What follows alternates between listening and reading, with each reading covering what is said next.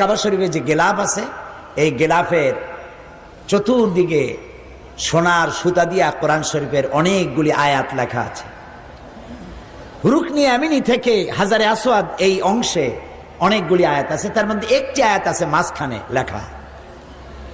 এমন জায়গায় এই আয়াতটি উৎকীর্ণ করা হয়েছে। এখানে যে আয়াতটি লেখা আছে, আল্লাহ রাব্বুল আলামিনের কোরআনের আয়াত লেখা হলো, ওয়া ইন্নী লাগাফফারুন লিমান তাবা ওয়া আমানা ওয়া আমিলা সালিহান সুম্মা ইহতাদা। ওয়া ইন্নী লাগাফফারুন, আমি অবশ্যই ক্ষমাশীল। কাদের জন্য?